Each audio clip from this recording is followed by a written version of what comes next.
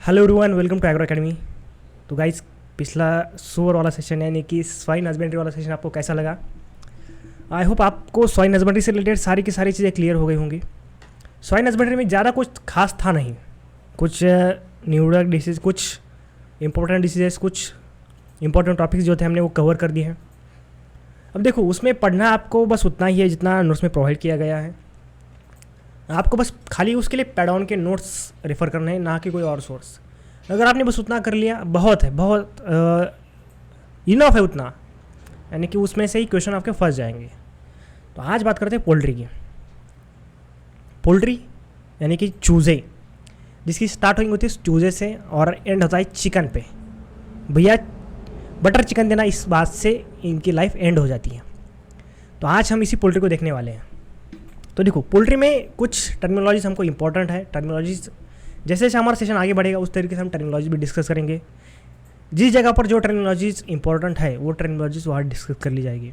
ऐसा नहीं कि मैं पहले टर्मिनोलॉजीज पढ़ाऊँ बाद में सेशन के लिए शुरुआत करूँ।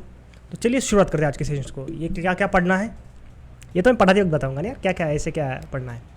अब देखो, जैसे कि हम हर स्पेसीज की स्टार्टिंग इसी से करते हैं, ठीक, कि भाई देखते हैं हम कि उनके बेसिक चीज़ों को क्या कहा जाता है।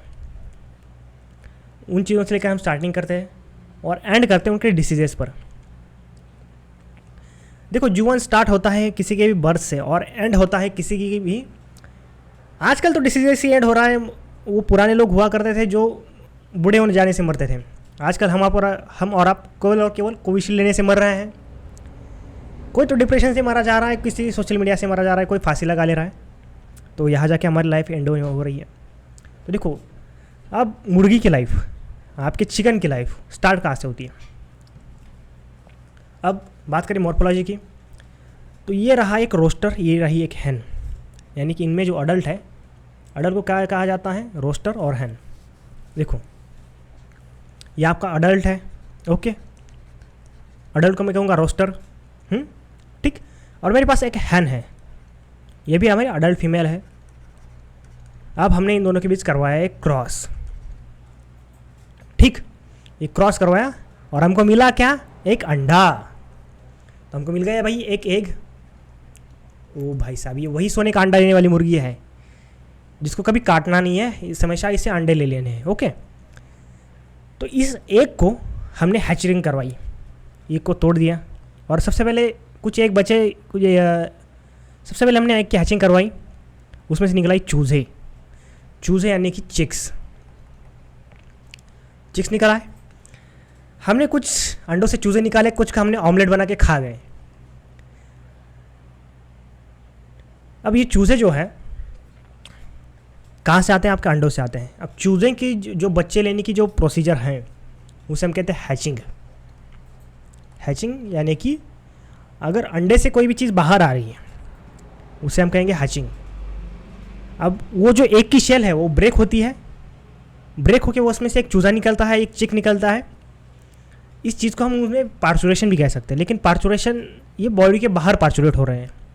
जैसे कि मान के चलिए बात करें आपकी काऊ की, बफेलो की, जिसके अंदर बॉडी के अंदर बच्चा पूरा ग्रो करता है, उसके बाद बाहर आके उसका जन्म होता है। लेकिन इनमें ऐसा नहीं, इनके अंदर जो एग है, जो ओहम है, ओहम को बाहर डालते हैं, बाहर एक फर्टिलाइज होता है और फिर जाके चूज़े निकलते हैं। अब देखो, अब जो हैचिंग होती है, हैचिंग भी दो तरीके से करवाई जाती है। एक नेचुरल हैचिंग और दूसरी है आपकी आर्टिफिशियल हैचिंग। अब देखो, आर्टिफिशियल जो आपकी हैचिंग है, सबसे पहले उसको देखते हैं, ठीक। अब आर्टिफिशियल हैचिंग के लिए आपकी एक स्पेशल हैचरी आती है। सर, ये हैचरी वगैरह आप हमें क्यों पढ़ा रहे हैं? तो मेरे भाई, हैचरी के लिए हम लोन देते हैं। हम किसानों को क्रेडिट प्रोवाइड करते हैं ताकि अपने घर पे हैचरी खोलें, उससे चूज़े बनाएं, लोगों को बेचें और अपना इनकम जनरेट करें। इससे होगा ये, अल्टीमेटली हमारे देश का विकास होगा।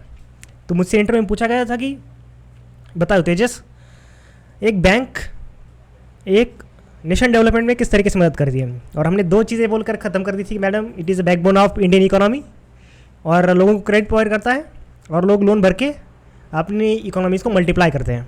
अब इकोनॉमीज़ को मल्टीप्लाई कैसे करते हैं ये तो मुझे पता ही नहीं था, और इकोनॉमीज़ को मल्टीप्लाई नहीं किया था तो ये बात भी मुझे नहीं पता थी। तो इतना कौन सोचेगा भाई, अब AFO है, सिलेक्शन हो गया, चलो छोड़ो। देखो इस हैचरी में इनको पैदा किया जाता है। अब इसका एक special temperature 41 degree Celsius maintain किया जाता है। ठीक, इस पर चूज़ों को अंडों को गर्म करके इतने टेम्परेचर पर एक हैच होता है, उससे चूज़े निकलते हैं।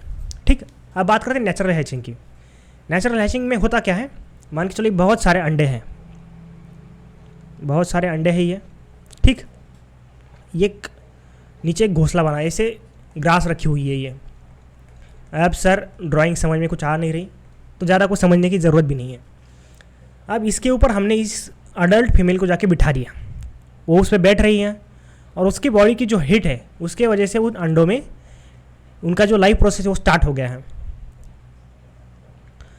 अब इसी मुर्गी को अंडों के ऊपर बिठाने की ये जो प्रोसीजर है हम इसे कहते हैं नेचुरल हैचिंग। अब इस मुर्गी को अगर हम उसके ऊपर बिठाते हैं तो इसे हम कहते हैं ब्रूडी, यानी कि वो मुर्गी जो अंडों के ऊपर बिठाई गई है उसे हम ब्रूडी कहते हैं।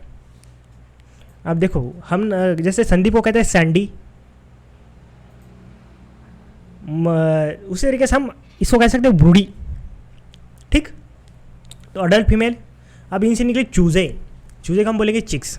अब जब ये छोटे होते तो देखो गाय, भैंस, शीप, गोट, इन सब में ये चीज़ें कॉमन है कि आप उनके सेक्स कैरेक्टर देखकर हम ये आइडेंटिफाई कर सकते हैं कि वो मेल है या फिर फीमेल है। लेकिन अगर कोई माई का लाल मुझे ये चूज़ा दिखा के बता दे कि ये सर ये मेल है ये फीमेल है, उसके पाँव छूने के लिए तैयार है। अगर कोई माई का लाल मुझे ये बता दे कि सर ये चूज़ा मेल है या फिर फीमेल है, तो भाई उसके पैर छूने के लिए तैयार है, क्योंकि देख के कोई बता ही नहीं सकता कि भाई इसका आगे चल के होने क्या वाला है। ये मेल बनेगा, फीमेल बनेगा, फिर कल ही काटा जाएगा, या फिर परसों विटामिन बी की कमी होने की वजह से मारा जाएगा। इसमें कोई बता नहीं सकते कि इसमें क्या होने वाला है। वही अगर आपने 3 इडियट देखी होगी तो उसमें एक गाने की जो लव्स है, मुर्गी क्या जाने अंडे का क्या होगा, लाइफ मिलेगी या फिर तवे पे फ्राई होगा, तो ये कोई नहीं बता सकता कि क्या होने वाला है। ठीक, अब जैसे ही चिक, अब चिक की देखो हम ये कब तक पहचान नहीं सकते कि ये लोग मेल है कि फीमेल है। तो देखो जब इनकी हैचिंग होती है, जिस दिन इनकी हैचिंग हुई, चूज़ा अंडे से बाहर आ गया, इसको कहते हैं हम 0 डे ओल्ड चिक। यहाँ पर लिख लूँ मैं 0 डे ओल्ड चिक। दूसरे दिन में 1 डे ओल्ड चिक। ठीक, अब 0 डे ओल्ड चिक क्यों कहता है, क्योंकि ये उस दिन बाहर आया है, अंडे से बाहर आया है।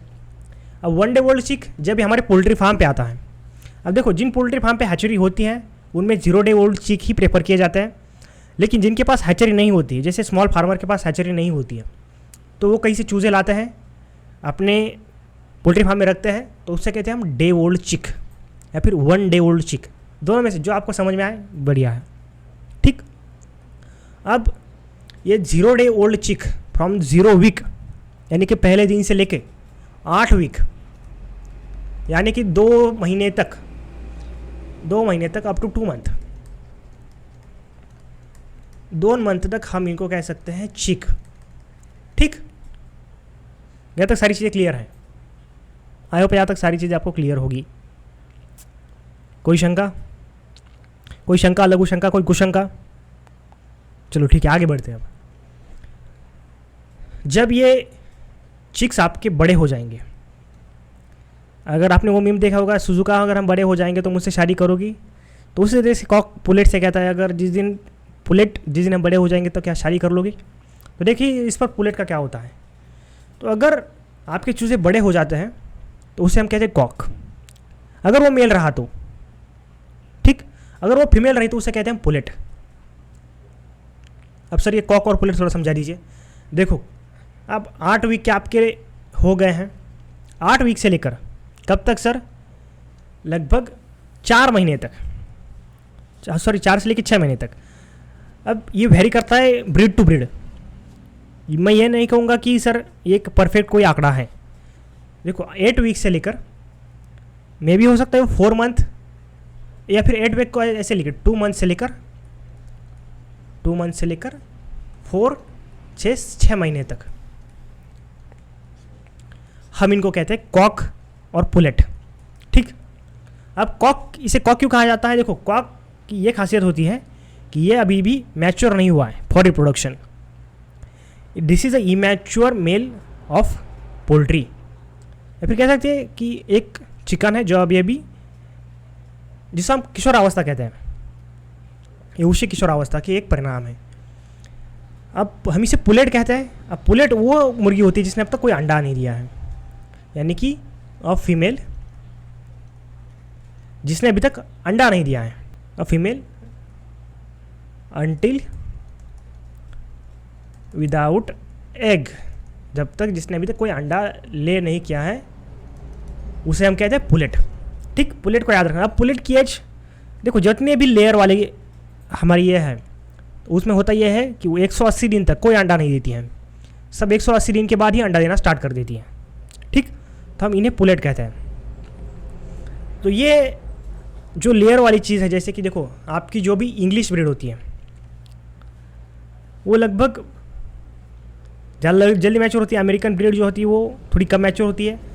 On the basis of their life cycle, इस पुलेट को हम 180 दिन के इससे डिवाइड करते हैं कि भाई 180 दिन तक कोई अंडा देगी नहीं, उसके बाद इसका अंडा देना स्टार्ट हो जाता है। ठीक, अब अगर इस कॉक को हमने कैस्ट्रेट कर दिया तो इसे हम कहेंगे कैपॉन। ठीक, इसे हम कहेंगे कैपॉन। कैपॉन यानी कि कैस्ट्रेटेड कॉक, इसे हम कहते हैं कैपॉन। एक और टर्म इसमें आती है। एक और टर्म कौन सी आती है? अरे यार ये बहुत ये हो गया ना, इसको थोड़ा सा रब कर ले ताकि आपको ठीक से चीज़ समझ आए। तो देखो अब एक और चीज़ होती है कॉकरेल। तो कॉकरेल क्या होता है? अब देखो ये जो लेयर वाले जो मुर्गियाँ होती हैं जिनके पास लेयरिंग वाले पोल्ट्री फार्म होते हैं, वो लोग काफ़ी होशियार होते हैं, काफ़ी डेढ़ शाने होते हैं। वो क्या करते हैं कि भाई मुझे अंडे चाहिए, यानी कि मुझे ज़्यादा से ज़्यादा मुर्गियाँ चाहिए, तो मैं ज़्यादा मुर्गों को ले जाके करूँगा क्या? उनका कोई फ़ायदा ही नहीं मेरे लिए। तो मैं एक काम करता हूँ, कुछ सिलेक्टिव मुर्गे ले जाता हूँ, बाकी के मुर्गे छोड़ देता हूँ।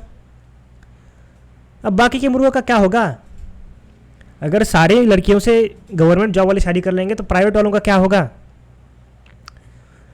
तो उनके लिए खोला जाएगा एक आश्रम जिसमें सारे के सारे बाल ब्रह्मचारी बैठेंगे। तो ठीक इनके लिए एक आश्रम खोला जाता है जिसे हम कहते हैं कॉकरेल फार्मिंग। कॉकरेल फार्मिंग यानी कि जहाँ केवल और केवल आपके मेल कॉक पाले जाते हैं। Mail Kock farming. सर क्या उनको कॉक की कंडीशन में ही काटा जाता है? नहीं, वो मे भी रोस्टर बन के भी काटा जा सकता है, लेकिन इनको केवल और केवल अलग से पाला जाता है। अलग से अगर जिस वक्त हम मेल पालने लग जाए तो उसे कहते हैं हम कॉकरेल फार्मिंग। और कॉकरेल क्या होता है? कॉकरेल एक तरीका का कॉक ही होता है, या फिर cock is equal to cockerel, यही समझ के चलिए। इसमें ज़्यादा कोई डिफरेंस है नहीं। बस कॉकरेल फार्मिंग क्या है कि भाई जो शादी करने से बचे हुए हैं उनको एक आश्रम में रखा जाएगा, उनकी वहाँ पर देखभाल की जाएगी, उसी को हम कॉकरेल फार्मिंग कहते हैं। ठीक, आगे पर यहाँ तक आपको सारी चीज़ें क्लियर हैं। हाँ, इसके अलावा देखो ये अडल्ट का जो क्रॉस होता है इसको हम कहते हैं कपलिंग। इसको हम कपलिंग कहते हैं, यहाँ तक चीज़। और इनका जो हर्ड होता है यानी कि उनका जो झुंड होता है इसे कहते हैं हम हर्ड, सॉरी हर्ड नहीं, फ्लॉक, FLOCK। फ्लॉक यानी कि इनका जो ग्रुप होता है इस ग्रुप को हम कहते हैं फ्लॉक। यहाँ तक सारी चीज़ें क्लियर है? आई होप यहाँ तक सारी चीज़ें क्लियर है। ठीक,